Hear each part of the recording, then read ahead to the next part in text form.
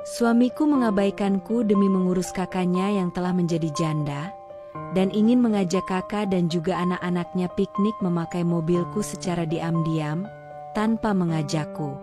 Lihat saja Mas, setelah aku melahirkanku balas kamu agar tahu rasanya mencari nafkah dari nol. Sebelum masuk ke ceritanya, silahkan absen terlebih dahulu. Kalian dari kota mana aja nih? Komen di bawah ya.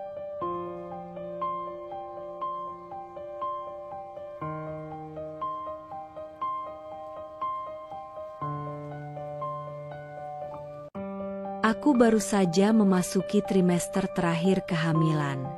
Perutku kian membesar, langkahku terasa berat, dan punggungku nyaris selalu nyeri. Setiap malam, aku harus berjuang mencari posisi tidur yang nyaman, yang sepertinya tak pernah benar-benar kutemukan. Nafasku pendek-pendek, jantungku mudah berdebar, dan emosiku, entah kenapa, seperti berada di ujung tanduk. Hari-hari terasa panjang, sepi, dan semakin asing. Tapi yang paling menyakitkan bukanlah rasa sakit di tubuhku, melainkan sunyinya peran seorang suami di sampingku. Mas Arif, suamiku, entah kenapa akhir-akhir ini makin sering pulang larut malam. Kadang bahkan lewat tengah malam. Dulu, ia akan selalu menelpon, mengabari jika ia terlambat. Kini, hanya pesan singkat. Bahkan sering hanya muncul saat kutanya, "Maaf, Kak Dita butuh bantuan. Dia lagi drop," katanya suatu malam saat akhirnya pulang dan kutegur pelan. Aku diam. Tidak membalas, tidak memprotes. Aku mencoba mengerti, sungguh. Kak Dita, rekan kerjanya yang sudah lama ku kenal sebagai wanita tangguh dan berdedikasi. Tapi entah kenapa, hatiku bergemuruh. Kata-kata Mas Arif itu terus terngiang-ngiang di kepala. Berulang-ulang, seakan menjadi mantra yang membuatku bertanya-tanya. Kenapa harus dia? Kenapa selalu dia? Kenapa harus Mas Arif yang membantu? Aku duduk di sudut ranjang malam itu, sambil menatap kosong ke arah jendela yang hanya menampilkan bayangan samar kota yang mulai tenang. Perutku menegang sebentar, kontraksi palsu, mungkin. Tapi rasa sesak di dada ini lebih sulit kuabaikan. Air mataku jatuh, bukan karena sakit, tapi karena aku merasa sendirian. Di saat aku paling rapuh, paling butuh pegangan, suamiku justru sibuk menjadi penopang untuk perempuan lain. Setiap kali kulihat namanya muncul di layar ponsel Mas Arif, "Kak Dita," aku merasa seperti orang asing di rumahku sendiri. Setiap tawa kecil yang keluar dari mulut Mas Arif saat sedang membalas pesan, terasa seperti pengkhianatan kecil yang perlahan mengikis hatiku. Aku mencoba menenangkan diri, mencoba menanamkan pengertian. Mungkin Mas Arif hanya ingin membantu. Mungkin tak ada apa-apa. Tapi, sampai kapan aku harus membohongi diriku sendiri? Aku ingin bertanya, ingin marah, ingin berteriak dan berkata, "Aku ini istrimu. Aku yang sedang mengandung anak kita. Kenapa kamu tak di sini untukku?" Tapi yang keluar dari mulutku hanya keheningan. Karena aku takut, jika aku mulai bicara, semua yang telah kupendam akan meledak jadi luka yang tak bisa diperbaiki lagi. Dan malam itu, seperti malam-malam sebelumnya, aku kembali tidur dalam pelukan sepi, ditemani bayangan suami yang entah berada di mana, dengan siapa, dan untuk siapa hatinya kini berpihak. Beberapa hari setelah pertengkaran dalam diam itu, akhirnya aku tahu siapa sebenarnya Kak Dita, yang selama ini disebut-sebut Mas Arif. Kak Dita adalah kakak kandungnya. Seorang janda beranak dua yang baru saja bercerai dari suaminya yang selingkuh. Aku tahu, hidupnya berat. Aku tahu, Dia sedang berjuang membesarkan kedua anaknya seorang diri.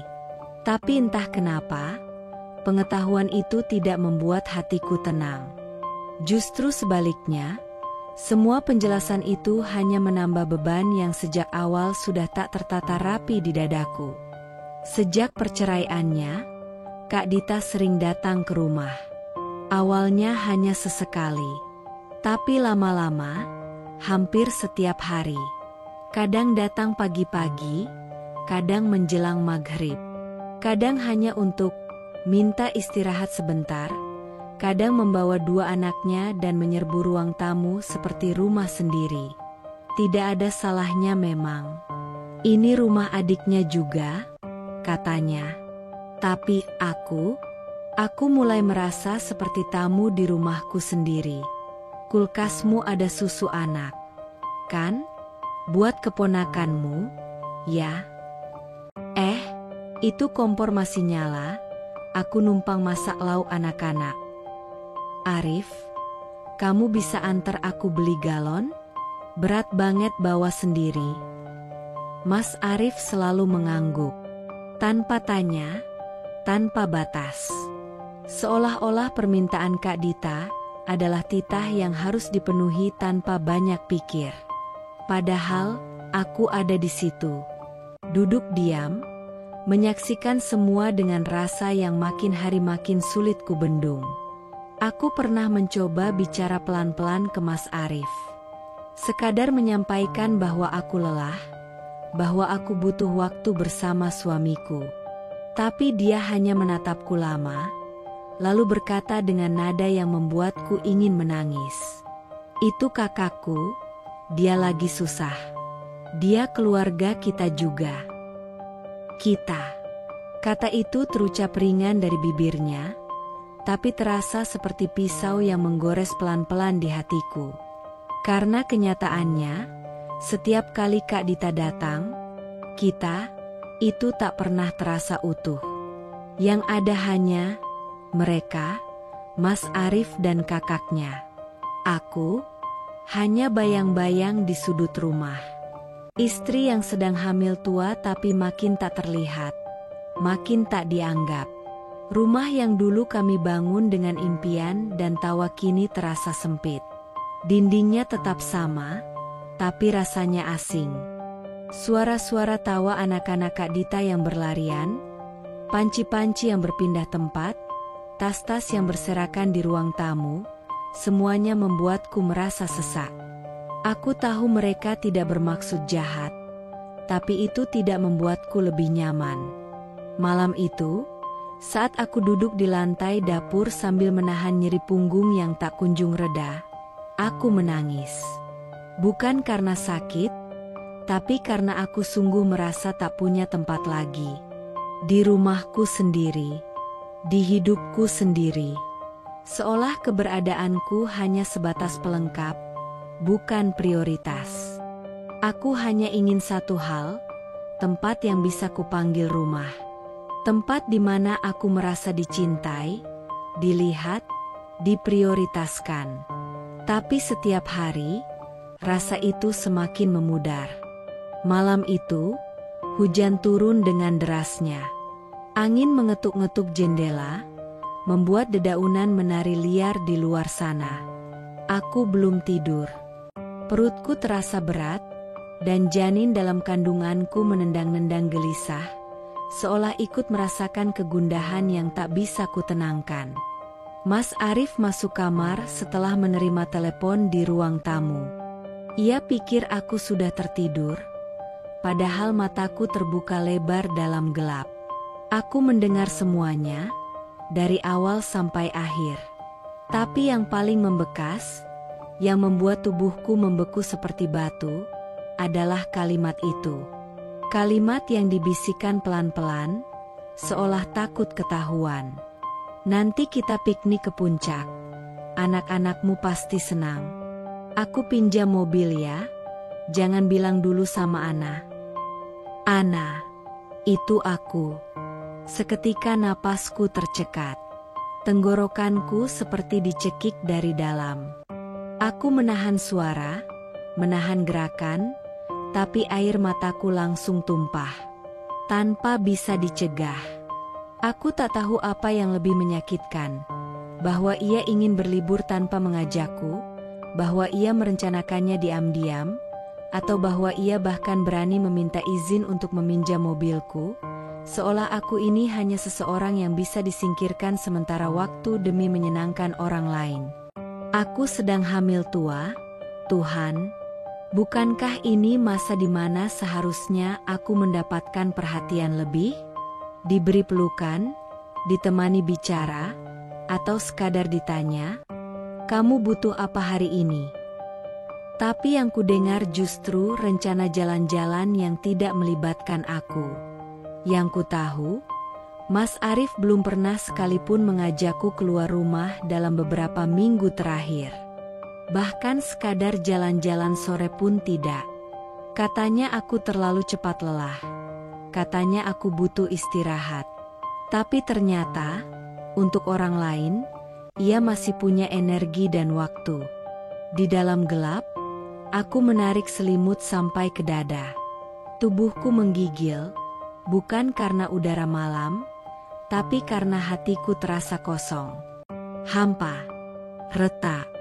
Bagaimana bisa seorang suami membagi bahagianya ke tempat lain, dan meninggalkan rumahnya dengan begitu ringan? Bagaimana bisa ia menyusun kebahagiaan orang lain di atas diam dan sakitku sendiri? Aku ingin bangun, ingin menegurnya, ingin memintanya menjelaskan, tapi apa gunanya? Aku takut. Takut mendengar alasan yang lebih menyakitkan daripada dugaanku sendiri. Jadi aku memilih diam. Lagi-lagi diam. Karena kadang, diam adalah satu-satunya cara agar aku tidak hancur berkeping-keping malam itu juga. Dalam gelap, aku menyentuh perutku.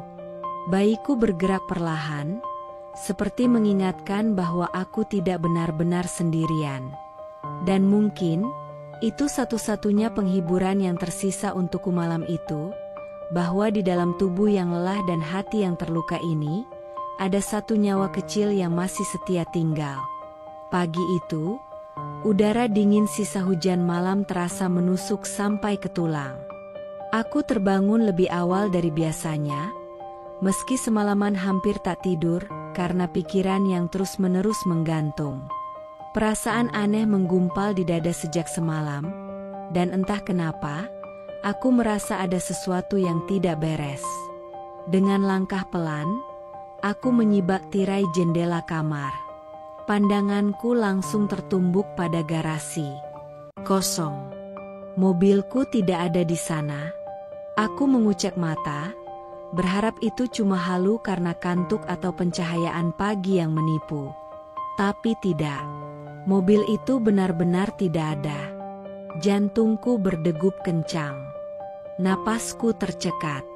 Aku mencoba tetap tenang, walau perasaanku sudah kalut. Aku berjalan pelan ke ruang tengah, dan di sana Mas Arif sedang duduk santai, memainkan ponselnya. Wajahnya datar, tenang, tanpa beban. Seolah tak ada yang salah. Aku bertanya pelan, mencoba tidak langsung meledak. "Mas, mobilnya kemana?" Ia menoleh sebentar, cepat sekali, lalu menjawab ringan, nyaris tanpa berpikir. "Dipakai ke bengkel sebentar." Bohong. Aku tahu dia bohong. Nada suaranya terlalu cepat, terlalu ringan, tanpa penjelasan tambahan, tanpa rincian. Dan aku tahu persis mobil itu tak ada masalah. Tak ada jadwal servis. Tak ada kerusakan.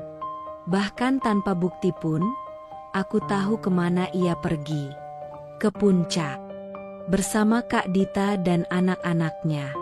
Tanpa aku. Tanpa izin. Dengan mobilku. Tanganku gemetar. Hatiku seperti diremas perlahan-lahan. Tapi aku menahan diri. Tidak menangis. Tidak marah. Tidak bertanya lebih jauh. Karena aku sudah tahu jawabannya. Dan yang lebih menyakitkan dari kebohongan itu adalah kenyataan bahwa ia tidak merasa perlu jujur padaku. Aku berjalan kembali ke kamar tanpa berkata apa-apa.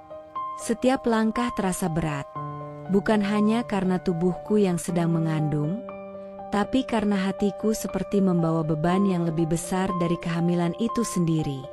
Di atas tempat tidur, aku duduk menatap dinding. Sepi. Yang kupikirkan hanya satu. Di mana letak aku dalam hidup suamiku? Kenapa aku tak dianggap pantas untuk tahu? Kenapa aku tak cukup penting untuk dilibatkan? Kenapa semuanya terasa seperti urusan mereka berdua, Mas Arif dan kakaknya? Sementara aku hanya pelengkap yang bisa ditinggal, diabaikan, dilupakan. Air mataku akhirnya jatuh. Kali ini, bukan karena terluka, tapi karena aku mulai merasa kalah. Kalah oleh hubungan darah yang selalu dijadikan alasan. Kalah oleh peran adik lelaki yang harus selalu ada. Kalah oleh fakta bahwa suamiku lebih memilih membuat orang lain bahagia, meski harus mengorbankan perasaan istrinya sendiri.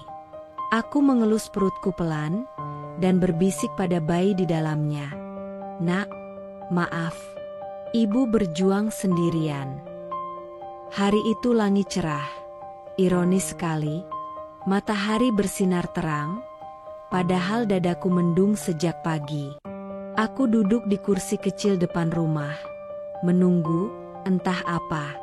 Mungkin menunggu jawaban, mungkin menunggu penjelasan, atau sekadar menunggu hatiku pulih dari luka yang belum sempat sembuh sejak semalam.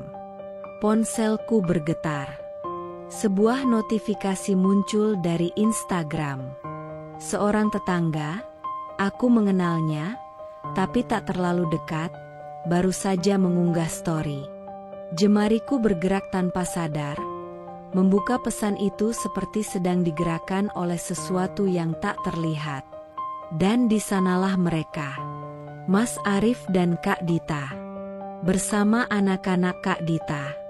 Di sebuah rest area, duduk di bangku kayu, tertawa lepas. Tangan Mas Arif sedang menyuapi es krim ke salah satu anak. Sementara Kak Dita menunduk sambil tertawa, bahunya berguncang karena candaan yang tak kudengar, tapi terasa jelas lewat ekspresi wajah mereka. Seperti keluarga bahagia. Bukan seperti adik dan kakak. Bukan seperti dua orang yang sedang sekadar membantu. Aku tidak ingin curiga. Aku tidak ingin jadi istri yang mudah terbakar cemburu. Tapi bagaimana bisa aku tidak hancur ketika suamiku memilih pergi diam-diam, berbohong, memakai mobilku, dan bersenang-senang dengan orang lain, sementara aku, istrinya, sedang hamil tua, duduk sendiri di rumah, ditemani perasaan yang semakin hari semakin remuk. Tanganku gemetar memegang ponsel. Pandanganku kabur oleh air mata yang tak bisa kutahan lagi. Lalu tubuhku runtuh. Lututku lemas. Aku terjatuh perlahan, terduduk di lantai teras rumah, menangis untuk pertama kalinya di tempat terbuka. Tak peduli siapa yang melihat. Tak peduli siapa yang lewat. Tangis yang selama ini kutahan, kubungkam, kupendam dalam diam, akhirnya pecah juga. Suara isakku pelan, tapi nyaring di dalam dada. Aku menutup wajah dengan kedua tangan, mencoba meredam semuanya, tapi rasa sakit itu sudah tak bisa dibendung lagi. Seperti air yang jebol dari bendungan. Seperti luka yang tak bisa dibalut dengan logika. Beberapa tetangga lewat, sebagian berpura-pura tak melihat, sebagian menatap iba dari jauh. Tapi aku tak peduli. Hari itu, harga diriku kalah oleh kelelahan yang sudah melampaui batas.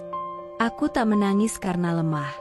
Aku menangis karena terlalu kuat, terlalu sering memaafkan, terlalu lama mengerti, dan hari ini, aku sadar, aku juga manusia. Aku juga istri. Aku juga butuh diperjuangkan. Dalam tangis, aku bicara pada diriku sendiri, bukan dengan suara, tapi dengan tekad yang perlahan mulai menyala dari dalam. Sampai kapan aku akan diam? Sampai kapan aku membiarkan diriku dilukai oleh orang yang seharusnya melindungi? Dan untuk pertama kalinya, aku mulai bertanya bukan tentang bagaimana cara bertahan, tapi apakah aku masih mau bertahan. Petang menyusup pelan lewat celah-celah jendela yang tak sepenuhnya tertutup. Di luar, langit seperti bersedih, biru pucat keabuan, seolah memahami perasaan yang sedang menjalar di dalam dada seorang perempuan yang tengah duduk diam di ruang tengah. Aku menatap kosong ke dinding, duduk bersandar dengan satu tangan menopang punggung yang semakin sering nyeri. Kehamilan di trimester akhir telah membawa tubuhku pada kondisi rentan. Fisik dan mentalku seperti benang tipis yang bisa putus kapan saja. Tapi bukan kelelahan itu yang membuat napasku terasa sesak sore ini. Bukan rasa berat di kaki, atau kontraksi ringan yang kadang muncul tiba-tiba. Tapi luka. Luka yang ditorehkan oleh seseorang yang seharusnya jadi pelindungku, penopangku, teman sejatiku dalam suka dan duka. Dari kejauhan, suara mobil memasuki halaman. Suara mesin yang sangat kukenal. Mobil itu, mobilku. Mobil yang pagi tadi menghilang tanpa izin dan penuh kebohongan. Tak butuh waktu lama sampai suara pintu dibuka, langkah kaki masuk ke dalam rumah, dan akhirnya, Mas Arif muncul di hadapanku. Ia terlihat lelah, tapi bukan lelah karena berjuang untukku. Bukan karena mencarikan bubur hangat atau menemaniku periksa kandungan. Ia lelah karena pulang dari perjalanan panjang yang tak melibatkanku. Dari tawa dan kebahagiaan yang bukan untukku. Aku tidak bangkit dari dudukku. Tidak menegurnya. Tapi mataku tak bisa membohongi amarah yang tertahan. Dengan nada yang tenang, nyaris tanpa beban, ia berkata, "Kok diam aja? Mobil kupakai ke bengkel sebentar. Ada suara aneh waktu aku jalan tadi pagi." Aku diam. Sorot mataku tak berkedip. Bohong. Lagi. Sore ini aku tak hanya punya firasat. Aku punya bukti. Gambar mereka di rest area. Tawa yang lepas. Genggaman tangan yang akrab. Es krim yang dibagi. Anak-anak Kak Dita yang bersandar di bahu Mas Arif, seperti ayah mereka sendiri. Aku menyaksikannya di Instagram. Hasil unggahan seorang tetangga yang tak tahu betapa satu unggahan bisa menghancurkan hati seseorang yang sedang berusaha bertahan. Suaraku akhirnya keluar, pelan, serak. Kamu ke puncak. Dengan Kak Dita. Anak-anaknya juga. Di rest area, kamu duduk di bangku kayu, pegang es krim, tertawa. Bukan di bengkel. Mas Arif mematung. Wajahnya berubah, tapi hanya sejenak. Ia menarik napas, lalu melempar senyum tipis yang tak sampai ke matanya. Ya ampun, itu kamu lihat dari mana sih? Tetangga? Sosmed? Ya ampun, Ana, kamu terlalu sensitif. Terlalu pakai perasaan terus. Sensitif. Kata itu meluncur ringan dari bibirnya, tapi menghujam tepat di ulu hati. Seolah semua rasa yang kutanggung hanya ilusi. Seolah luka yang merayap itu tak valid. Seolah karena aku hamil, maka setiap duka hanya reaksi hormon yang bisa diabaikan. Aku hamil, Mas. Suaraku bergetar. Kita akan punya anak. Aku hampir melahirkan. Dan kamu, pergi tanpa izin, bawa mobilku, bohong, untuk liburan. Tanpa aku. Ia mengangkat bahu, suaranya tak berubah, bahkan cenderung datar. Lah iya, kamu hamil. Kamu gampang capek. Emosimu gak stabil. Masa semua harus kamu ikutin? Emangnya kamu kuat jalan-jalan jauh gitu? Aku cuma pengen nyenengin keponakan-keponakanku. Kenapa sih kamu selalu bikin ini semua tentang kamu? Kata-katanya seperti peluru-peluru kecil yang pelan tapi pasti menghancurkan sisa-sisa rasa percaya yang sudah lama berjuang untuk tetap hidup. Selalu tentang kamu. Padahal selama ini, aku tidak pernah benar-benar membuatnya tentangku. Aku menahan air mata. Bukan karena ingin terlihat kuat, tapi karena rasanya, air mata pun sudah tak cukup mewakili dalamnya rasa kecewa ini. Yang kutahan sekarang bukan tangis, tapi amarah yang telah melewati titik didihnya. Dan lebih dari itu, ada kehampaan. Lubang di dada yang perlahan membesar, menganga, mengisap semua kenangan manis dan menggantinya dengan sepi yang memekakan. Kamu nggak ngerti ya, Mas? Suaraku melemah. Aku di rumah sendirian. Badanku nyeri, pinggangku sakit, malamku penuh rasa was-was. Tapi aku bertahan. Karena aku pikir kamu akan pulang dan bilang, terima kasih. Atau sekadar tanya, kamu capek, ya? Tapi yang aku dapat cuma kebohongan dan penolakan. Ia menghela napas, tapi bukan karena iba. Lebih seperti bosan. Udahlah, jangan dibesar-besarin. Aku capek. Kita ngomong lagi nanti kalau kamu udah bisa mikir tenang. Lalu ia pergi, masuk ke kamar, menutup pintu. Dan aku, yang sedang mengandung nyawa kecil di dalam tubuhku, kembali sendiri. Ditinggalkan bukan oleh takdir, tapi oleh orang yang katanya pasangan hidup. Aku menyandarkan kepala ke dinding, menatap langit-langit rumah, lalu memejamkan mata. Untuk pertama kalinya, aku merasa tak lagi berada dalam pernikahan. Yang tersisa hanya rumah yang menjadi panggung pura-pura. Dan aku menjadi pemeran yang tak lagi punya peran utama. Malam turun perlahan, menyelimuti kota dengan keheningan yang tak menyenangkan. Rumah ini, yang dulu terasa hangat meski sederhana, kini hanya ruang kosong yang dipenuhi bayangan dan kesepian. Dindingnya masih berdiri kokoh, tapi di dalamnya, aku runtuh pelan-pelan. Angin menyusup lewat ventilasi, menampar lembut kulitku yang dingin. Jam dinding menunjukkan pukul 1.43 dini hari, dan aku belum bisa tidur. Bukan karena takut akan hari esok, tapi karena malam ini tubuhku memberontak. Sakit itu datang tiba-tiba, seperti gelombang yang menggulung. Perutku mengencang, nyeri menusuk dari punggung bawah menjalar ke bagian depan. Nafasku memburu, keringat dingin muncul di pelipis. Aku duduk perlahan, mencoba menenangkan diri. Kontraksi, atau lebih tepatnya, kontraksi palsu, jika mengacu pada istilah medis, Braxton Hicks contractions. Tapi bagaimana aku bisa tahu pasti, dalam keadaan sendiri seperti ini, setiap tarikan napas terasa seperti perjuangan. Di tengah rasa nyeri yang datang dan pergi, aku panik. Aku takut. Ini kehamilan pertamaku. Aku belum tahu seperti apa rasanya kontraksi yang sesungguhnya. Tapi yang ku tahu, tubuhku sedang meminta pertolongan. Aku meraih ponsel di samping tempat tidur. Tangan gemetar. Kutekan nama yang paling sering muncul di daftar panggilan, Mas Arif.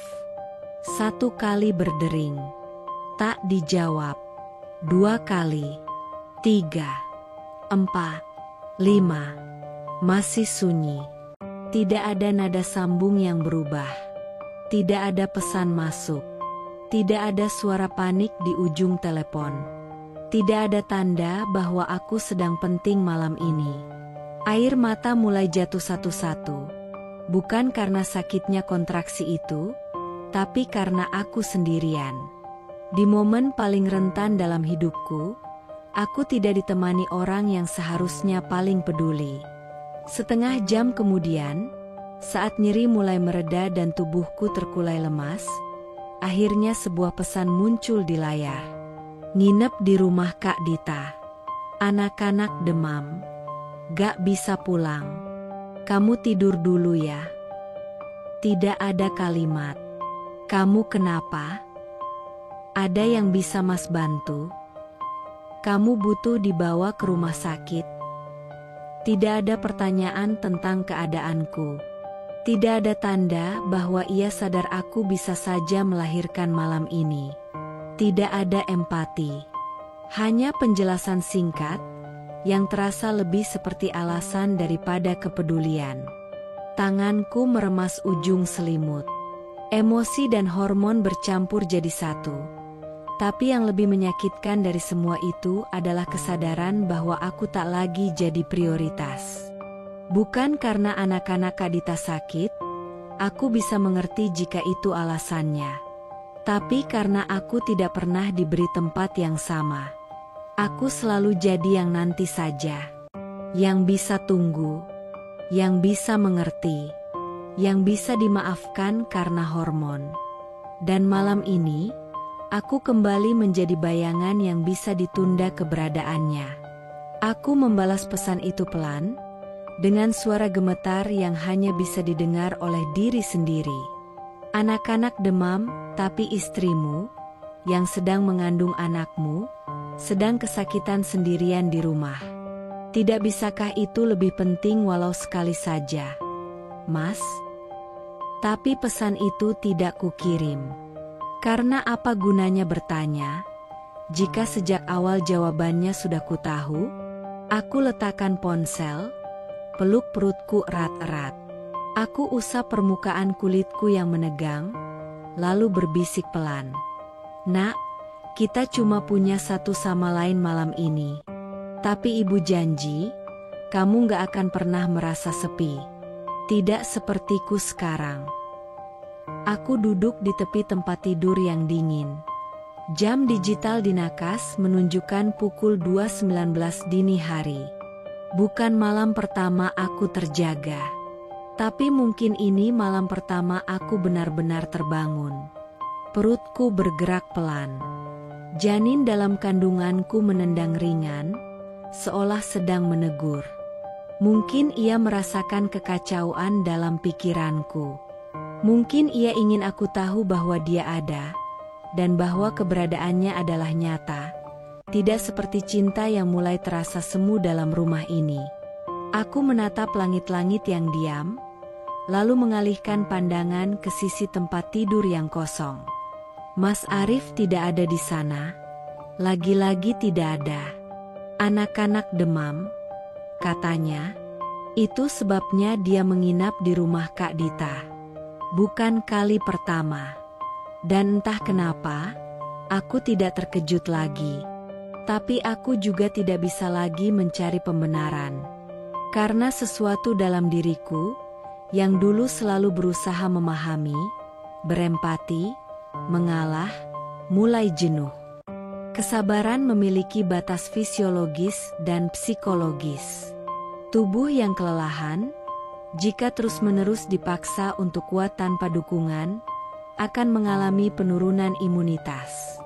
Dan hatiku, entah bagaimana, juga mulai mengalami degradasi perlindungan emosional. Aku menghela napas panjang. Dalam diam, aku seperti berbicara pada diriku sendiri. Aku sedang hamil besar. Tapi bukan itu yang membuatku merasa lelah. Yang paling melelahkan adalah merasa tidak dilihat. Aku berjalan perlahan ke ruang tamu. Duduk di kursi tua yang mulai melengkung oleh usia dan kehadiran tubuhku yang berat. Ruangan itu sunyi. Terlalu sunyi untuk sebuah rumah yang seharusnya penuh kasih. Pikiranku mulai menyusun potongan-potongan peristiwa yang sebelumnya kubiarkan tercerai-berai. Semua mulai tersambung. Saat Mas Arif lupa jadwal kontrol kehamilanku karena sibuk mengantar Kak Dita ke pasar. Saat dia membatalkan makan malam ulang tahun kami karena keponakannya mau nonton bareng. Saat dia mengambil mobilku diam-diam, pergi piknik bersama mereka, dan berbohong soal bengkel. Saat aku kontraksi di malam hari, dan dia tak mengangkat telepon karena sedang menemani anak orang lain. Bukan hanya diutamakan, aku mulai menyadari bahwa aku telah diabaikan. Bukan hanya Kak Dita yang lebih penting, tapi aku yang tidak penting. Rumah tangga ini bukan lagi tempat perlindungan. Rumah ini telah menjadi arena pengorbanan sepihak, dan aku adalah satu-satunya yang berdarah. Tanganku refleks mengusap perutku yang membulat. Ada denyut kehidupan di sana, satu-satunya yang membuatku tetap berdiri. "Nak," bisikku, "ibu baru sadar. Selama ini ibu bukan hanya kehilangan perhatian ayahmu. Ibu kehilangan rasa dihargai, dihormati, dicintai." Pintu rumah berderit pelan. Detik berikutnya, langkah kaki berat terdengar di ambang pintu. Mas Arif muncul dengan jaket masih melekat, wajah lelah tapi tanpa rasa bersalah. Dia memandangku sebentar, lalu berjalan menuju kamar tanpa berkata sepatah kata. Aku menatap punggungnya yang menjauh dan, entah kenapa, perasaan yang muncul bukan marah. Bukan pula sedih, tapi kosong. Sebuah kehampaan yang begitu sunyi, namun begitu menyakitkan. Seperti berdiri di tengah ruangan penuh gema, tapi tak ada satu suara pun yang benar-benar menjawab. "Mas," panggilku pelan, tapi tajam. Dia berhenti, menoleh dengan ekspresi jengah. "Apalagi, Ana? Aku capek banget." "Serius?" Aku menarik napas panjang. Kali ini bukan untuk menenangkan emosi, tapi untuk memastikan kalimatku keluar dengan jernih. "Aku tahu anak-anak Kak Dita demam. Tapi yang aku heran, kenapa kamu bisa begitu cepat datang saat mereka butuh, tapi selalu lambat, atau bahkan tidak hadir, saat istrimu sendiri sedang kesakitan? Saat anakmu sendiri butuh ayahnya?" Dia terdiam. Mulutnya terbuka sedikit, seperti ingin membela diri. Tapi aku lanjutkan. "Aku nggak iri, Mas. Aku nggak marah kamu sayang keluarga. Tapi aku mulai sadar, kamu tidak menjaga rumah tangga ini. Kamu tidak menjaga aku. Kamu bahkan sudah berhenti menanyakan aku butuh apa. Kamu pikir semua ini wajar karena aku hamil. Tapi kamu lupa, aku bukan hanya tubuh yang mengandung. Aku manusia. Aku istrimu." Matanya menunduk. Tapi aku tak butuh jawaban darinya malam ini. Karena semua yang perlu ku tahu, sudah aku rasakan sendiri. Aku nggak akan marah malam ini, Mas. Tapi aku ingin kamu tahu, aku tidak bisa terus berada di rumah yang memperlakukanku seperti perabot. Ada, tapi tak diperhatikan. Aku berdiri pelan. Tubuhku masih lelah, tapi ada kekuatan lain yang muncul dari rasa sakit ini. Kesadaran. Aku belum tahu apa yang akan kulakukan besok. Tapi satu hal yang pasti, mulai malam ini, aku tidak akan lagi menunggu untuk dicintai. Pagi itu langit tampak biasa saja. Tapi ada sesuatu yang tak biasa dari pesan yang kuterima di layar ponsel. "Ana, bisa tolong beliin susu dan popok buat anak-anak? Uangnya diganti nanti. Mereka kan kayak anak kamu juga, kan?" Namanya muncul di sana, Kak Dita. Kalimatnya ringan, tapi menghantam dadaku seperti palu godam. Mereka kayak anak kamu juga, kan? Aku membaca ulang pesan itu berkali-kali, seolah ingin memastikan bahwa itu bukan hasil dari pikiranku yang lelah. Tapi setiap kata tetap di sana. Tak berubah. Tak menyesal. Perlahan, bibirku membentuk senyum. Senyum yang tidak lahir dari bahagia, tapi dari getir. Senyum seorang perempuan yang hatinya sedang dikikis pelan-pelan oleh rasa tidak dianggap, namun tetap harus terlihat baik-baik saja. Aku balas pesan itu dengan satu kata. Iya. Lalu kuletakkan ponsel, dan kutatap cermin yang tergantung di dinding. Yang kulihat bukan hanya seorang perempuan hamil, tapi seseorang yang pelan-pelan kehilangan dirinya sendiri. Hari demi hari, aku merasa bukan lagi Ana yang dulu. Aku mulai berubah bentuk, bukan karena kehamilan, tapi karena dunia di sekitarku memaksa aku untuk menjadi sesuatu yang aku belum siap, dan bahkan tidak kuinginkan. Aku belum menjadi ibu untuk anakku sendiri, tapi sudah diminta menjadi ibu untuk anak orang lain. Dan ironisnya, mereka meminta itu seolah itu kewajiban, tanpa memikirkan bahwa aku, saat ini, bahkan sedang berjuang menahan sakit di pinggang, kaki bengkak, emosi yang turun naik, dan hati yang remuk tak karuan. Saat Mas Arif pulang malam itu, aku menunggu di meja makan. Di hadapanku ada tas belanja berisi susu formula, popok, dan biskuit anak-anak. Barang-barang yang tidak dibeli dengan sukacita, tapi dengan rasa terpaksa yang ditelan sendirian. Dia duduk, melepas sepatu tanpa melihatku. Tadi Kak Dita bilang kamu udah beliin barang-barangnya. Makasih ya, katanya santai. Aku tidak menjawab, hanya menatapnya dalam diam.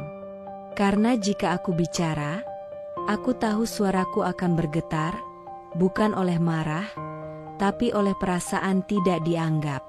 Mas, akhirnya aku membuka suara, pelan tapi berat. Aku ini istri kamu. Aku sedang hamil anak kita. Tapi belakangan ini, kenapa rasanya aku lebih seperti pengasuh keluarga besar? Mas Arif mengernyit. Maksud kamu apa sih? Kan kamu juga sayang anak-anak Kak Dita. Aku menatapnya lama. Air mataku menggantung di pelupuk mata. Aku belum sempat jadi ibu. Tapi semua orang sudah minta aku berlaku seperti satu. Aku belum sempat peluk anakku sendiri, tapi aku diminta urus anak orang lain. Kamu tahu rasanya? Ia terdiam. Entah karena tidak tahu harus menjawab apa, atau memang tidak merasa ada yang perlu dijawab. Aku bahkan belum punya pengalaman mengganti popok. Tapi Kak Dita menyuruhku membelikan popok untuk anaknya. Lalu bilang, mereka kayak anakmu juga, kan? Aku tersenyum, senyum yang pahitnya tak bisa disembunyikan. Mas, anak itu bukan soal status keluarga. Bukan soal keponakan atau bukan. Anak adalah tanggung jawab. Dan aku belum siap, karena aku masih berjuang. Tapi kamu bahkan tidak pernah bertanya, Ana, kamu butuh apa? Tak ada jawaban. Hanya napas berat dari seorang suami yang mungkin tidak sadar bahwa istrinya telah menahan terlalu banyak luka. Malam itu, aku tidur dengan tubuh menghadap ke kiri, sesuai anjuran dokter. Tapi hatiku sudah miring jauh ke arah yang lain. Arah kesadaran bahwa cinta tanpa batas bisa berubah menjadi luka jika terus dimanfaatkan. Hari itu langit mendung. Udara lembab seperti menahan hujan yang belum sempat turun. Dan dadaku sama seperti langit itu. Berat, padat, penuh sesuatu yang tidak bisa langsung tumpah. Aku dan Mas Arif sedang duduk di meja makan. Makan siang sudah lama dingin, seperti hubungan kami akhir-akhir ini. Aku tadi hanya ingin bicara baik-baik, memintanya lebih hadir, lebih peka. Tapi entah dari mana datangnya, tiba-tiba kalimat itu keluar dari mulutnya. Ringan, tegas, tanpa ragu, dan bagiku mematikan. Kak Dita itu kuat, mandiri. Nggak kayak kamu, nah, kamu terlalu manja. Aku terdiam. Butuh beberapa detik bagiku untuk memastikan bahwa itu benar-benar terucap. Bahwa aku tidak salah dengar. Apa? Tanyaku lirih, seperti berharap dia akan menarik kembali kata-katanya. Tapi tidak. Dia mengangkat sendoknya dengan santai, masih mengaduk sup yang bahkan tak disentuh. Ekspresinya datar. Tak ada penyesalan. Seolah yang dia katakan adalah kebenaran mutlak. Iya, kamu tuh terlalu sensitif. Terlalu tergantung. Lihat deh Kak Dita. Udah lama jadi single parent, tapi dia kuat, ngurus 2 anak sendiri. Nggak ngeluh. Kamu baru hamil aja, kayaknya semua hal harus diturutin. Kalimat itu seperti pecahan kaca yang dilempar langsung ke wajahku. Tajam, menyakitkan, dan meninggalkan luka tak kasat mata. Aku menatapnya. Dalam diam, aku mencoba mencari suami yang dulu pernah memelukku sambil berkata, "Kamu segalanya buat aku." Nah, tapi pria itu tak ada. Yang duduk di depanku kini adalah seseorang yang lebih melihat perempuan lain sebagai sosok ideal. Bahkan ketika perempuan itu adalah saudaranya sendiri, dan aku adalah istri yang sedang mengandung anaknya. "Mas," suaraku gemetar, "aku ini lagi hamil anak kamu. Aku bukan manja. Aku sedang berjuang." Dia mengangkat bahu. Sikapnya membuatku lebih marah daripada kata-katanya. Seolah perjuanganku ini hanya deretan keluhan. Seolah tubuh yang kelelahan, hormon yang naik turun, malam-malam tanpa tidur, dan sakit-sakit kecil yang kian hari kian menusuk, hanya perkara kurang kuat. Kuat itu bukan soal diam dan pura-pura nggak sakit. "Mas," suaraku mulai meninggi. Kuat itu tetap bertahan meski dikecewakan setiap hari. Kuat itu masih bisa masak buat suami yang pulangnya malam, walau kaki ini bengkak. Kuat itu masih bisa tersenyum ke keponakan orang lain, meski aku belum tahu rasanya menggendong anakku sendiri. Air mataku jatuh. Tapi bukan karena lemah.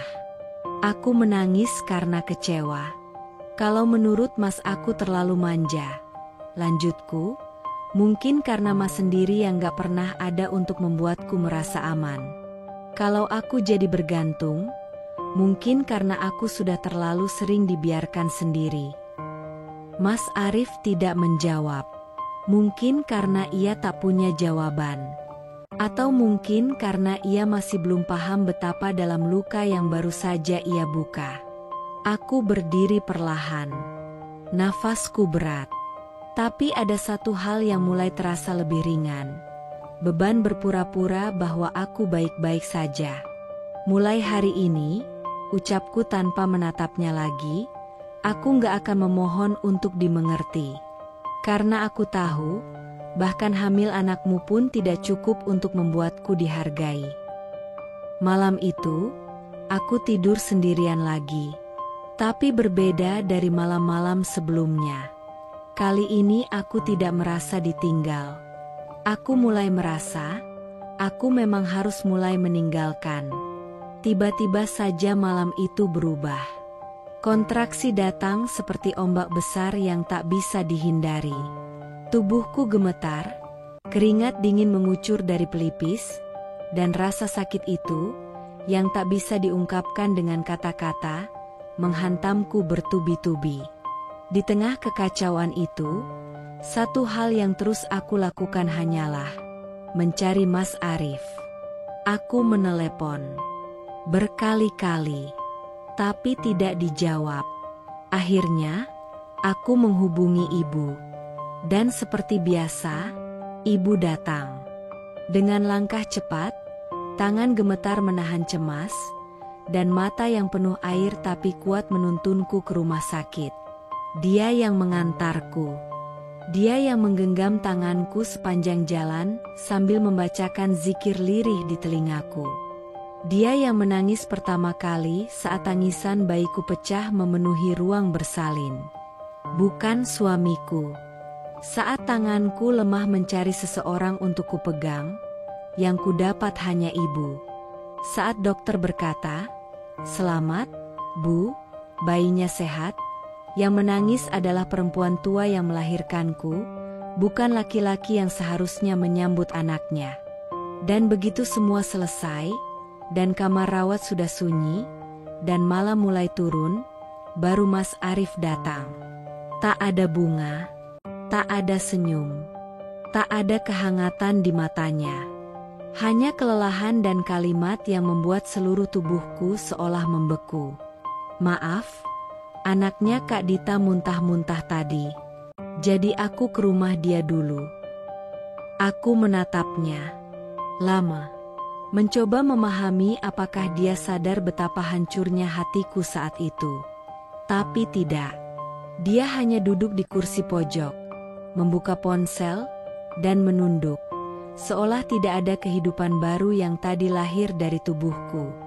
Tubuh yang hancur, perut yang dijahit, urat yang sobek, mata yang sembab. Tapi dia tidak melihat itu, karena yang lebih penting baginya adalah anak orang lain. Aku mengalihkan pandangan ke bayi mungil yang tidur di sisi tempat tidur. Dia begitu tenang, seolah belum tahu bahwa dunia yang menyambutnya begitu sunyi, dan ibunya telah patah. "Mas," ucapku pelan, "anakmu sudah lahir." Dia menoleh. "Iya, alhamdulillah," jawabnya singkat, tanpa menatap bayinya.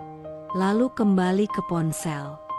Dan pada detik itu, ada sesuatu dalam diriku yang mati.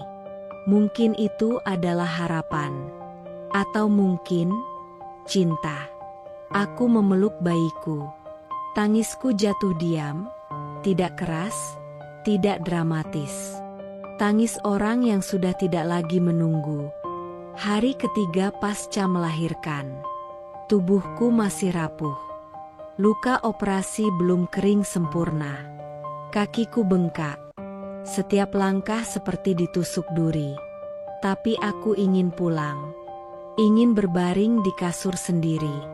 Ingin mencium aroma rumah. Berharap itu bisa sedikit meredakan nyeri yang bersarang di seluruh tubuh. Ibu menggandengku pelan menuruni tangga rumah sakit. Bayiku tertidur dalam pelukannya, begitu tenang. Kami naik taksi, bukan dijemput. Karena Mas Arif bilang dia masih ada urusan. "Nanti aku nyusul ke rumah. Ya, mau antar anak-anak Kak Dita dulu."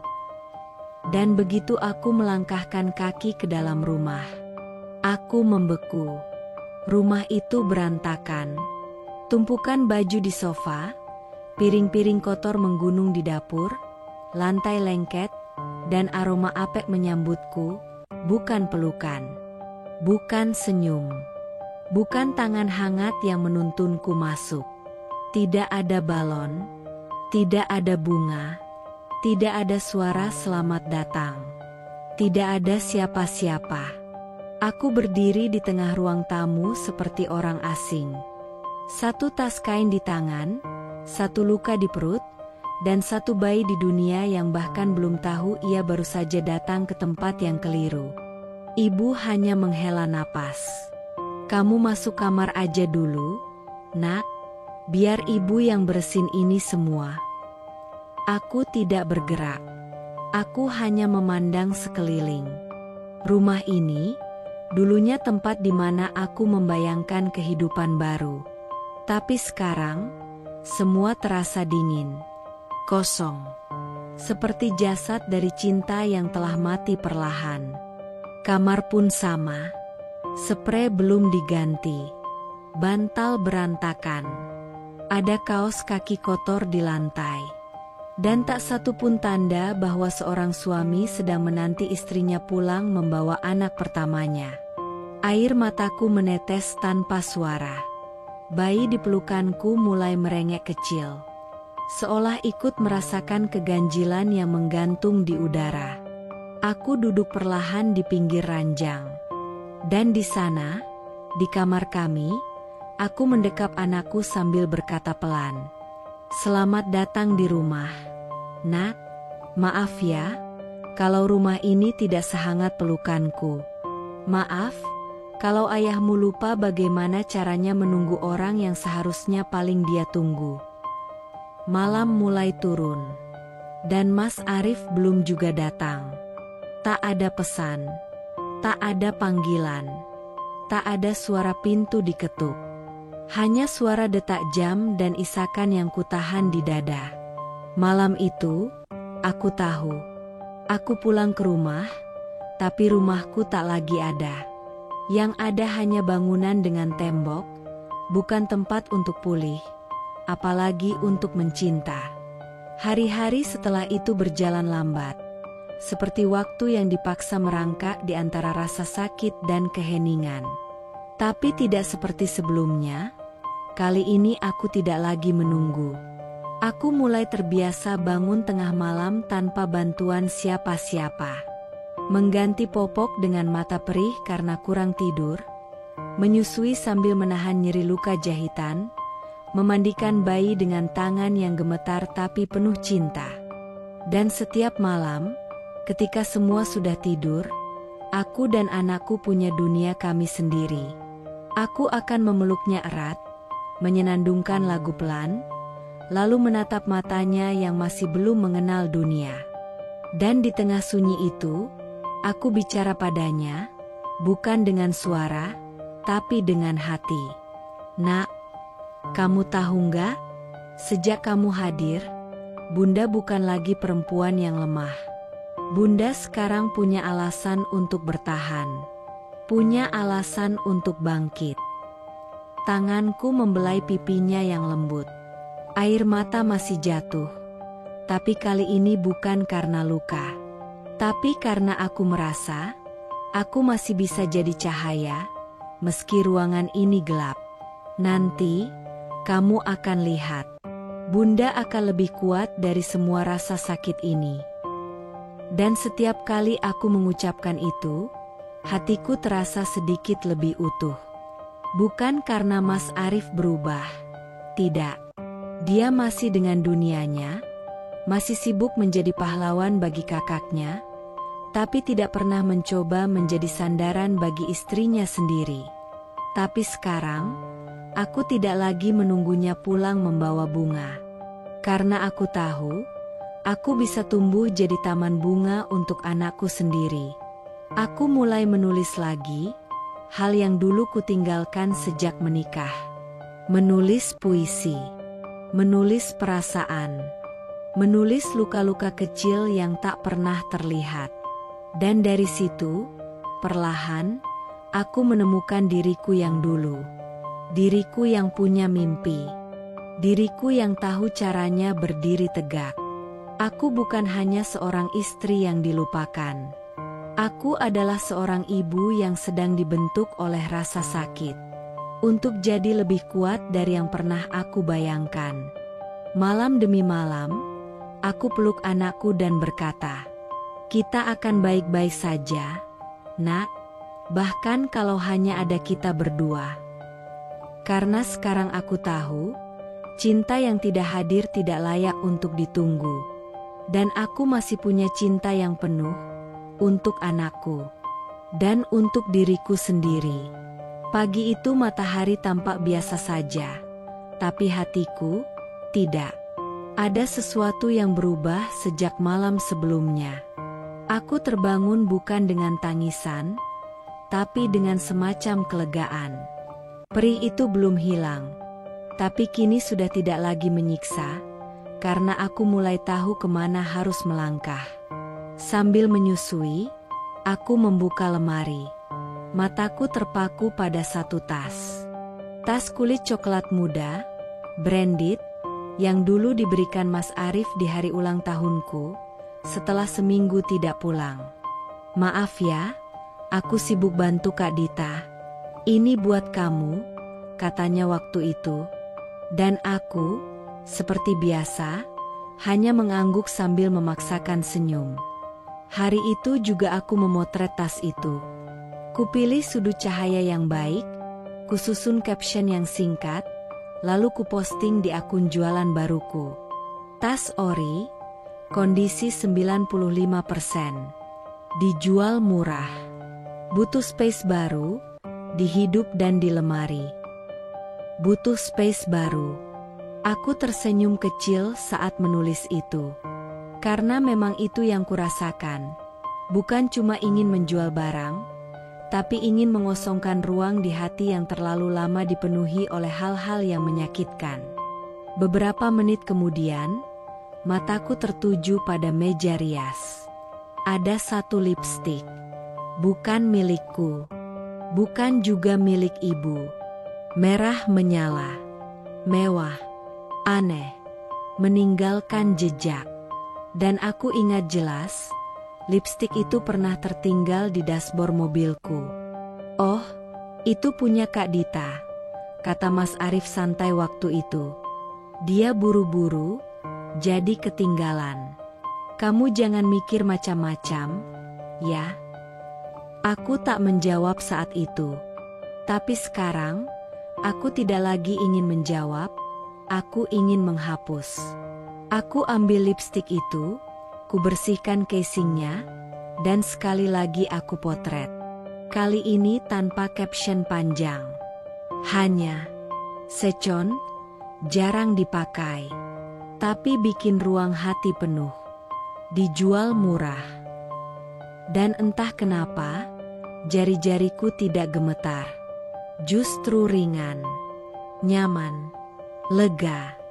Hari itu, untuk pertama kalinya setelah berbulan-bulan, aku merasa, aku sedang merawat diriku sendiri.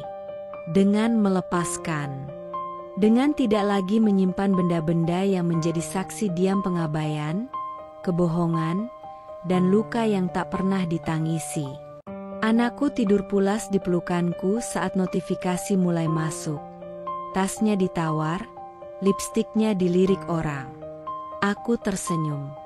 Bukan karena laku, tapi karena kini aku tahu, aku bisa mulai dari yang kecil, untuk membangun sesuatu yang besar. Ini baru awal, nak, bisikku sambil mencium ubun-ubunnya. Nanti, kamu akan lihat, Bunda akan isi rumah ini lagi, dengan hal-hal yang benar-benar pantas tinggal, dan dengan cinta yang tidak akan pergi. Malam itu, seperti malam-malam sebelumnya, aku duduk di samping ranjang sambil menatap wajah anakku yang tertidur. Napasnya teratur, tangannya menggenggam ujung bajuku, seolah-olah dunia yang aman hanya ada dalam pelukanku. Di luar kamar, rumah masih dalam kondisi yang sama. Sunyi, tak terawat, tak pernah lagi jadi tempat pulang yang ditunggu. Tapi ada satu sudut di rumah ini yang mulai kupenuhi dengan sesuatu yang baru. Dapur. Sudut kecil yang dulu hanya jadi tempat Mas Arif meletakkan kantong plastik berisi makanan luar, kini mulai berdenyut kembali. Setelah memastikan anakku tidur, aku menyelinap masuk ke dapur dengan buku catatan di tangan. Buku tua, isinya campuran resep yang kutemukan di internet dan coretan hatiku. Di antara catatan takaran tepung dan suhu oven, ada tulisan-tulisan seperti, "Hari ini dia lupa lagi pulang." Aku nangis di kamar mandi, tapi tetap harus kuat di depan bayi. Kalau kue ini jadi, aku akan jual. Aku pasti bisa. Dan malam itu, aku mulai mencoba resep pertamaku, bolu kukus pandan. Sederhana, lembut, tapi mengandung satu bahan rahasia, tekad. Tanganku gemetar sedikit saat mengayak tepung. Tapi bukan karena ragu. Justru karena aku tahu, ini lebih dari sekadar membuat kue. Ini tentang membuat kembali hidupku. Saat mentega dan gula kocok menyatu, aku membayangkan semua rasa kecewa yang pernah kutelan. Saat aku ditinggal, saat aku dibandingkan, saat aku melahirkan sendirian, saat semua itu menyakitkan, aku tak bisa berbuat apa-apa. Tapi sekarang, aku bisa. Bahkan jika yang kulakukan hanyalah mengaduk adonan. Ketika kukukus kue itu, uap panas memenuhi dapur. Dan untuk pertama kalinya dalam waktu yang lama, aroma manis memenuhi rumah yang selama ini dipenuhi sunyi. Aku duduk menunggu sambil memandangi jam. Mas Arif belum pulang. Seperti biasa. Tapi malam ini aku tidak menunggunya. Yang kutunggu hanyalah suara tutut dari panci kukus yang memberitahuku. Kue ini matang. Kamu juga, pelan-pelan, akan matang. Akan kuat. Akan pulih. Setelah selesai, kuambil satu potong, kugigit perlahan. Hangat, lembut, dan aku menangis. Tapi bukan karena sedih, karena aku tahu, aku masih bisa menciptakan hal yang manis, bahkan dari hidup yang pahit. Besok pagi, kue itu akan kupotret dan kutawarkan lewat akun jualanku. Bolu pandan dibuat dengan cinta dan keberanian. Dan di sela-sela semua itu, aku berbisik pada anakku. Bunda janji ya, nak, kita nggak akan lapar. Kita nggak akan tergantung pada siapapun yang tak bisa menjaga. Karena Bunda akan usahakan. Walau kecil, walau pelan, tapi ini jalan kita. 1 tahun berlalu. Tepat 12 bulan sejak malam pertama aku menyuapi anakku sendirian sambil menahan air mata. Dan hari ini, aku berdiri di depan rumah kecilku. Sambil memandangi mobil mungil berwarna hijau pastel yang baru saja kubeli dari hasil usahaku sendiri. Tanganku gemetar saat membuka pintu mobil itu untuk pertama kali. Kupeluk anakku yang kini sudah bisa berjalan tertatih-tatih, lalu kududukan dia di jok belakang. Ini mobil kita, nak, bisikku sambil mencium keningnya.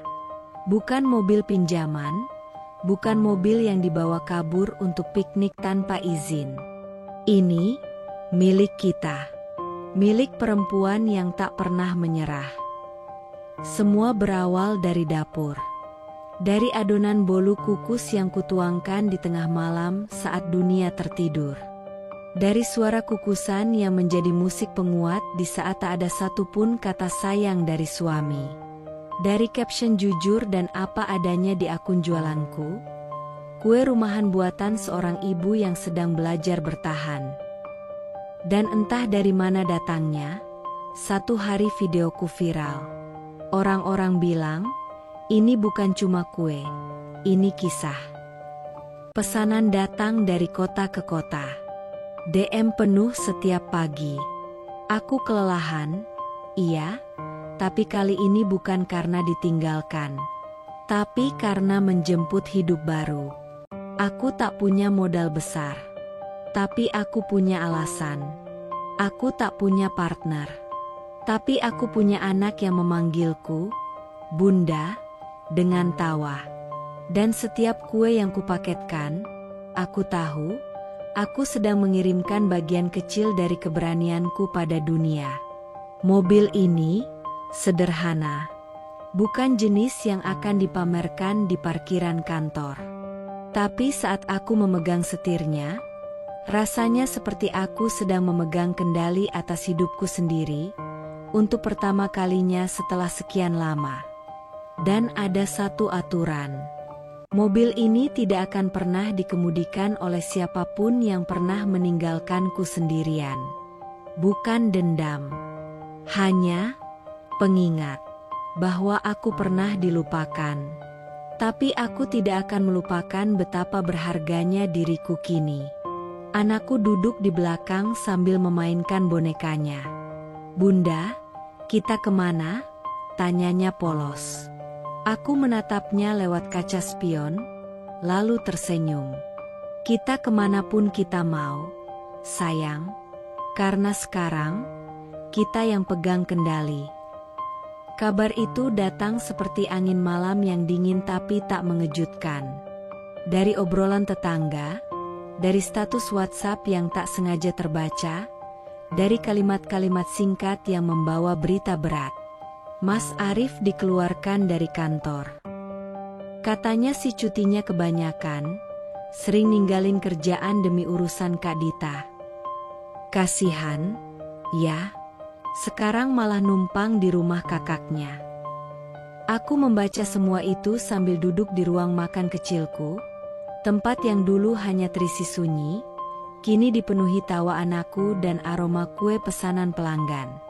Ada bagian dari diriku yang ingin tertawa, tapi yang muncul justru diam.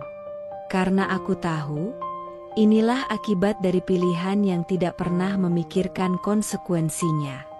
Mas Arif, laki-laki yang dulu dengan enteng berkata, "Kamu terlalu manja. Kak Dita itu kuat, kamu harusnya belajar." Kini kehilangan pijakan. Karena ia sibuk menjadi pahlawan untuk rumah orang lain, sampai lupa menjaga rumahnya sendiri. Suatu sore, ia datang. Tanpa kabar, tanpa mengetuk. Pakaiannya lusuh, tatapannya kuyu. Wajahnya bukan lagi wajah laki-laki yang dulu sering pulang larut dengan aroma parfum mahal. Kini, ia terlihat seperti seseorang yang habis ditinggal oleh seluruh dunia. "Ana." Suaranya berat. Aku butuh bantuan." Aku memandangnya. Lama, dalam. Di balik kaca jendela, anakku sedang bermain dengan mainan dari kardus, hasil kreasi kami berdua. Rumah ini sudah tidak lagi kosong. Bukan karena dia, tapi karena kami bertahan dan tumbuh tanpa dia. "Dulu aku juga butuh bantuan," jawabku pelan. "Waktu kontraksi palsu, waktu malam-malam begadang sendiri, waktu jualan pertama, waktu aku belajar hidup dari nol." Dia menunduk, mungkin malu, mungkin marah, tapi aku tidak butuh penjelasan. Karena sekarang aku tidak lagi menunggu dari siapapun yang tidak tahu cara tinggal. "Aku bukan pendendam, Mas," kataku, "tapi aku juga bukan tempat pelarian ketika dunia kamu mulai runtuh." Dia menatapku, lalu matanya beralih ke anak kami. "Aku cuma mau lihat dia." Aku mengangguk. Aku tidak akan memutus darah antara ayah dan anak. Tapi aku tahu pasti, aku tak akan pernah kembali menjadi istri yang hanya dipanggil saat kakaknya sedang tidak butuh. "Lihatlah dia, Mas," kataku sambil membuka pintu. "Dia besar, pintar, dan bahagia. Tanpa harus melihat bapaknya menghina ibunya demi orang lain." Dan saat dia melangkah keluar dari rumahku, untuk pertama kalinya, aku tidak merasa kosong, tidak merasa lemah, tidak merasa ditinggalkan. Aku merasa bebas. Dan aku tahu, ini baru permulaan dari hidup yang layak aku perjuangkan. Hidup selalu punya cara menertawakan kesombongan yang pernah kita agung-agungkan. Dan kadang, tawa itu datang tidak dengan suara, tapi dengan kenyataan yang menjigal diam-diam. Hari itu, sore yang biasa. Langit pucat, angin sejuk, aroma kue brownies memenuhi rumah. Anakku sedang menggambar, sambil sesekali berseru, "Bunda, lihat, ini mobil kita." Aku tersenyum. Hidupku pelan-pelan terasa utuh. Tidak sempurna, tapi utuh. Lalu pintu depan diketuk. Sekali, dua kali, pelan, tapi tergesa. Dan entah kenapa, aku sudah tahu siapa yang berdiri di baliknya. Mas Arif. Lagi. Pakaiannya kali ini lebih rapi dari terakhir kami bertemu, tapi sorot matanya tetap kehilangan arah. Ia masuk tanpa suara. Sejenak, hanya berdiri di ambang ruang tamu. Lalu ia berkata, "Dita, menikah." Aku menoleh pelan dari dapur, masih memegang loyang kue yang baru keluar dari oven. Hangatnya kontras dengan hawa dingin yang datang dari kata-katanya. "Oh, ya." Suaraku pelan, datar, tapi tajam seperti pecahan kaca. Dia nikah diam-diam. Sama pengusaha. Rumahnya di Bogor. Ada mobil, supir, art. Dia bahkan gak bilang apa-apa ke aku. Gak ngajak aku, gak minta restu. Aku meletakkan loyang dengan tenang. Menatapnya, bukan dengan amarah, tapi dengan ketegasan yang tumbuh dari banyak luka yang sudah dijahit sendiri. Mungkin karena dia gak lagi butuh pahlawan bayangan yang selalu siap menolong, tapi cuma bisa meninggalkan rumahnya sendiri. Mas Arif terdiam. Atau mungkin, lanjutku sambil menutup oven, karena dia tahu, kamu cuma baik ketika kamu dibutuhkan. Dan ketika tidak, ya, kamu akan pergi lagi. Nafasnya tertahan. Mungkin dia ingin membantah. Mungkin tidak. Anakku datang, meraih roti hangat, lalu duduk di dekatku. Mas Arif menatapnya. Ada kerinduan. Ada getir.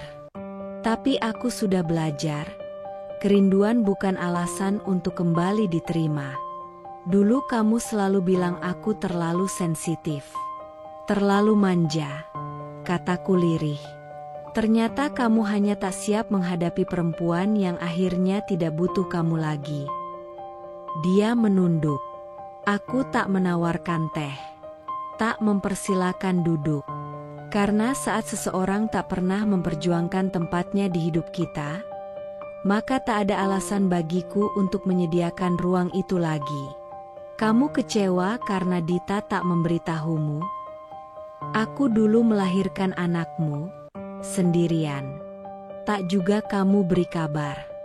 Jadi, adil, kan? Dan dengan itu, aku mengangkat anakku, masuk ke kamar. Tak ada pintu yang ditutup keras. Tak ada teriakan. Hanya keheningan yang akhirnya berpihak. Hujan turun pelan, seperti langit juga ingin ikut menyaksikan pertemuan ini. Mas Arif berdiri di depan rumahku dengan koper kecil di tangannya. Tidak ada payung. Tidak ada senyum. Hanya wajah lelah yang ditinggalkan oleh dunia dan oleh dirinya sendiri. Aku boleh masuk. Aku tidak menjawab langsung. Kupeluk anakku yang sedang tertidur di pundakku, lalu menatap pria yang dulu, entah berapa kali, melewatkan malam-malam penuh air mata di rumah ini. Untuk apa? Tanyaku pelan. Lurus. Karena hujan? Karena rumah Dita sudah bukan rumahmu lagi? Atau karena kamu baru sadar? Tidak ada tempat senyaman rumah yang dulu kamu anggap sepele. Ia menghela napas. Mencoba menata kata-kata. Aku sadar. Aku salah. Aku bodoh. Tapi aku ingin memperbaiki semuanya. Aku ingin pulang. Aku tersenyum kecil. Tapi bukan senyum bahagia. Bukan pula sindiran. Hanya senyum yang muncul dari ketegaran yang sudah tak perlu diakui oleh siapapun. Mas, rumah ini sudah berubah. Kupandangi sekeliling. Ruang tamu yang dulu sunyi, kini penuh mainan. Dapur yang dulu tak pernah dipakai, kini jadi saksi ribuan adonan dan peluh perjuangan. Dinding yang dulu dingin, kini hangat dengan tempelan gambar anakku. Dan jantungku, yang dulu hancur, kini utuh. Tapi hanya untuk mereka yang layak tinggal. Aku, anak kita, dan kerja kerasku, sudah mengisi seluruh ruang di sini. Bukan cuma rumahnya, tapi hatinya juga. Dia ingin bicara, tapi aku mengangkat tangan. Dulu kamu memilih pergi. Saat aku hamil. Saat aku melahirkan. Saat aku menangis sendiri. Sekarang kamu ingin kembali, saat aku sudah bisa tertawa tanpa menunggu kamu datang? Maaf, tapi tidak semua pintu layak dibuka kembali. Mas Arif menunduk. Lama.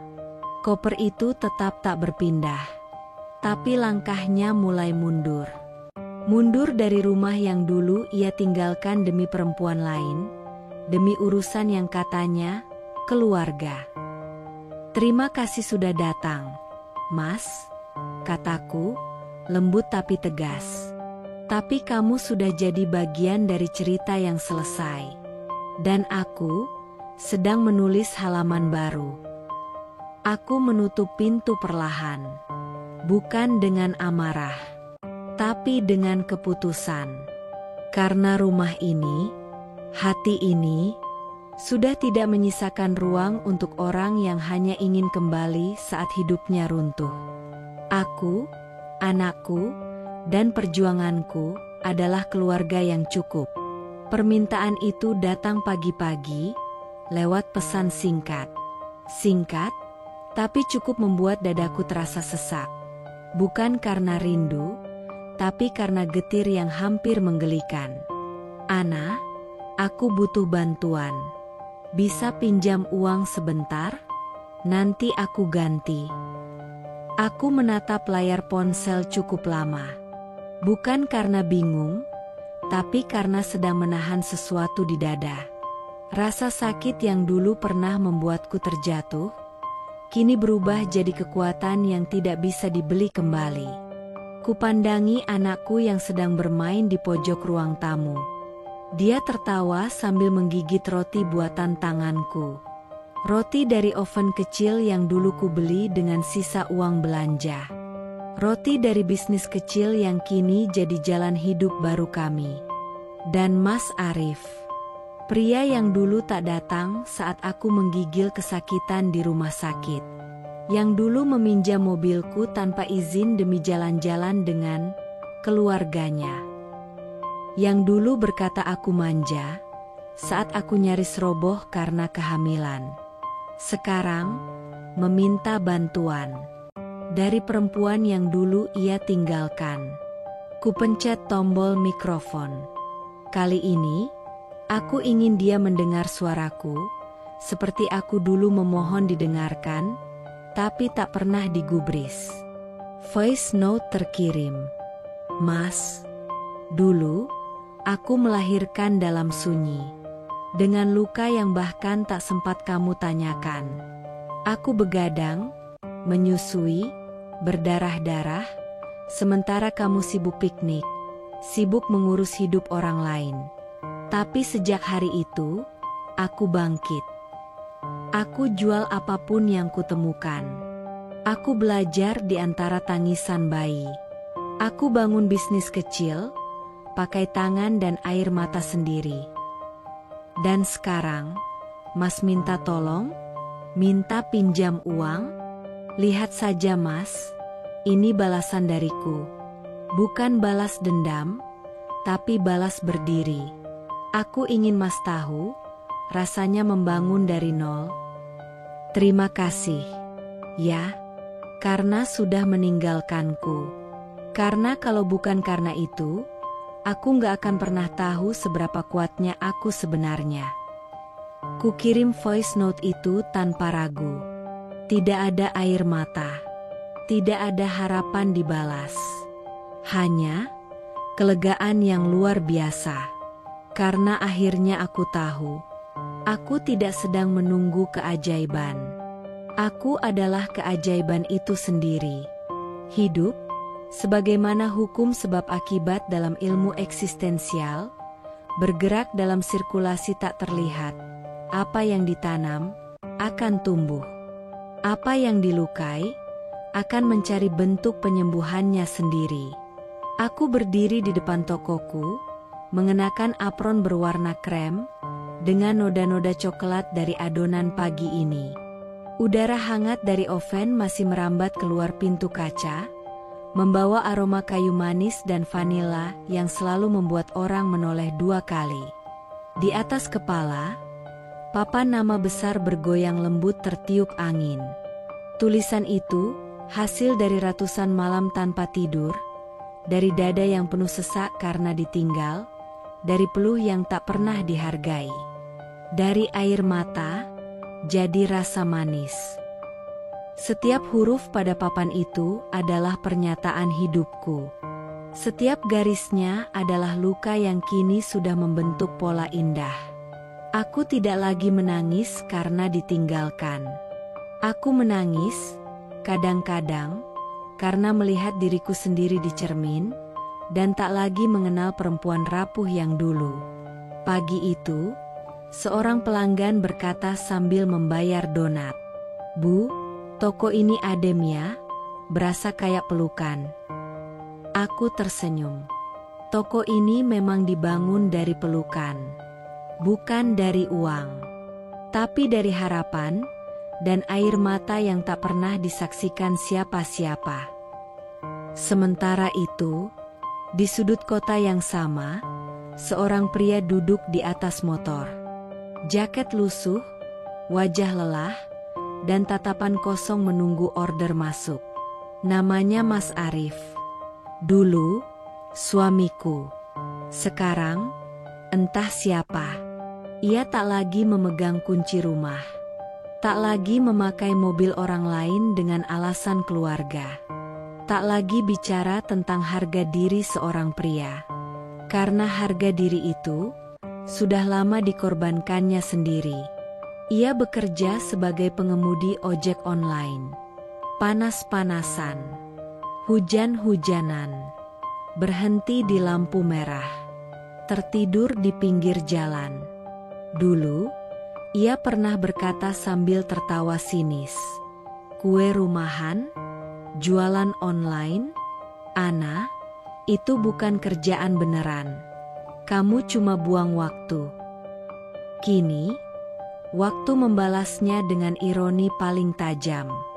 Dan Kak Dita, sosok yang dulu disebut keluarga, yang katanya tak boleh ditolak karena darah yang sama. Ia kini hidup di negara lain, bersanding dengan suami barunya, seorang ekspatriat pemilik perusahaan. Mereka berfoto di balkon apartemen mewah, anak-anaknya mengenakan seragam sekolah internasional, dengan caption, "Akhirnya bahagia, setelah melewati badai panjang." Tak ada kabar, tak ada pesan, tak satu pun tanya kepada adiknya yang dulu selalu dijadikan bemper atas segala kekacauannya. Lalu, Aku tidak sedang membalas. Aku sedang membangun. Mobil kecilku kini terparkir manis di depan toko. Putih bersih. Hasil dari ribuan roti dan donat. Hasil dari tangan yang dulu mengelus perut kehamilan dalam sepi. Dan plat mobil itu, kupesan khusus dengan rasa humor dengan kata, "An 4KM4M4. Setiap aku dan anakku masuk ke dalamnya, aku tahu. Mobil ini tidak pernah dibawa tanpa izin. Tidak pernah menjadi saksi pengkhianatan. Tidak pernah lupa arah pulang." Suatu siang, ponselku bergetar. Sebuah pesan masuk. "Ana, bisa pinjam uang sebentar? Aku butuh banget. Nanti aku ganti." Mas Arif. Aku diam. Tanganku tak bergetar. Tidak seperti dulu. Dadaku tidak sesak. Tidak seperti dulu. Aku ambil napas. Lalu kutekan tombol voice note. Kali ini, aku ingin dia benar-benar mendengar. Mendengar dari suara perempuan yang tak lagi mengemis dimengerti. Voice note terkirim. Mas, setelah aku melahirkan, aku diam. Tapi aku membalas. Bukan dengan makian, bukan dengan dendam, tapi dengan cara yang lebih keras. Aku bangun hidup baru. Sendirian. Dulu kamu bilang aku manja. Tapi aku justru bertahan saat kamu pergi. Aku belajar di antara tangis anakku. Aku jual tas yang kamu beri, lipstik yang ditinggal kakakmu, hanya untuk mulai. Sekarang kamu butuh uang? Aku tahu rasanya, Mas. Rasanya kehilangan harga diri, kehilangan tempat bersandar. Tapi sayangnya, rasa itu juga yang dulu kamu biarkan aku telan sendirian. Jadi tidak, Mas. Aku tidak akan bantu. Bukan karena benci, tapi karena kamu harus tahu. Rasanya membangun dari nol.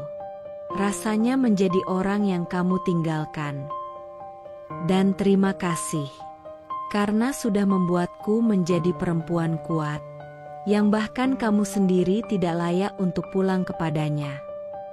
Suaraku berhenti, dan itu juga suara terakhir untuknya. Karena setelah semua luka itu sembuh, aku tak punya alasan lagi untuk melihat ke belakang. Yang ada hanya aku, anakku, dan aroma roti manis yang setiap pagi memenuhi toko kecil kami. Dan aku tahu sekarang, karma itu tidak pernah terlambat. Kadang ia hanya menunggu saat yang paling tepat.